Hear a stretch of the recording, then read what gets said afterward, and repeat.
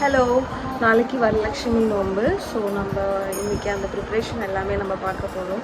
எப்படி வரலட்சுமி அம்மனை நம்ம வீட்டுக்குள்ளே கொண்டு வர்றது, எப்படி நம்ம பிரவேசிக்கிறது வரலட்சுமி அம்மனை, அண்ட் என்னென்னலாம் வழிபாடு பண்ணுறதுன்னு நம்ம இந்த கம்ப்ளீட் வீடியோவில் பார்க்கலாம். ஃபஸ்ட்டு ஸ்டார்டிங் பண்ணுறது நான் வரலட்சுமி அம்மனோட சாரீ ட்ராப்பிங் ஃபஸ்ட்டு நான் சொல்கிறேன். ஸோ தென் என்னென்னலாம் திங்ஸ்லாம் அதுக்கு நான் வாங்கி வச்சுருக்கேன், என்னென்னலாம் நியூ திங்ஸ் இருக்குதுன்னு அதை கிளியராக நான் வீடியோவில் சொல்கிறேன்.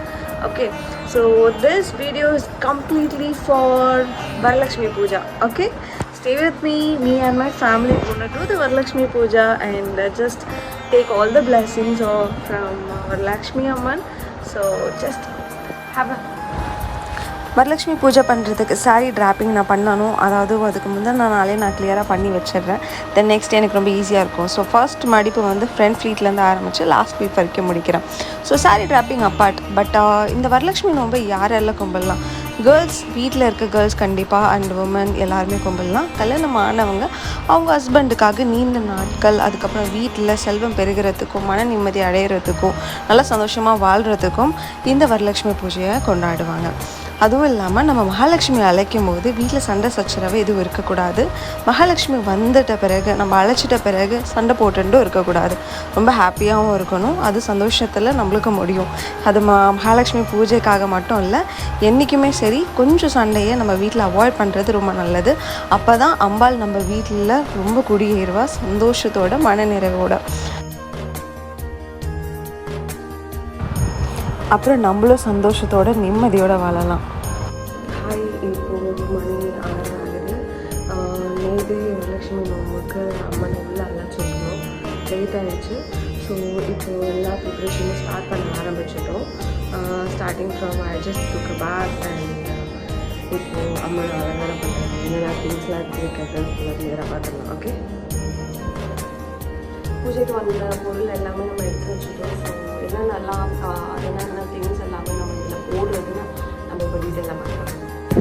ஓகே, நான் இதில் இப்போது பச்சரிசி ஆட் பண்ணுறேன் 1 kg. அண்ட் இந்த பச்சரிசியை வந்து சாமி கும்பிட்டு 3 நாள் நம்ம வச்சுருக்கணும். அம்பால் 3 நாள் சாமி கும்பிட்டு வச்சுட்ட பிறகு அந்த பச்சரிசியை நீங்கள் வெளியில் யாருக்குமே கொடுக்கக்கூடாது. ஒன்லி உங்கள் வீட்டு ஆளுங்களுக்கு மட்டும். வீட்டிலேருந்து வெளியே போகவே கூடாது. முக்கியமாக எந்த ஒரு பூஜை சாமான்களை பொறுத்த வரைக்கும். அண்ட் இந்த மாதிரியான ஸ்பெஷல் டேயில் நம்ம யூஸ் பண்ணுற பச்சரிசி வீட்டை விட்டு வெளியே போகக்கூடாது. அதை நீங்கள் பொங்கல் ஆகவோ வேறு ஏதாவது ஸ்வீட் ஆகவோ நீங்கள் பண்ணி சாப்பிட்டுக்கலாம். ஆனால் நீங்கள் மட்டும்தான் பண்ணணும். தயவு செஞ்சு வெளியில் யாருக்கும் கொடுத்துடாதீங்க. அண்ட் வீடியோவில் பார்த்துட்ருக்க திங்ஸ் எல்லாமே நீங்கள் போட்டுருங்க. அரகஜம், காதோல கருகுமணி, மஞ்சள், அதுக்கப்புறம் ஒரு வெள்ளி காசு, அப்புறம் தங்க காசு கண்டிப்பாக போடணுமா அவசியம் கிடையாது. இல்லாதவங்க நம்ம நார்மல் காயின்ஸ் கூட நம்ம யூஸ் பண்ணிக்கலாம். ஸோ நான் இந்த திங்ஸ் எல்லாத்தையும் எடுத்து வச்சுட்டேன்.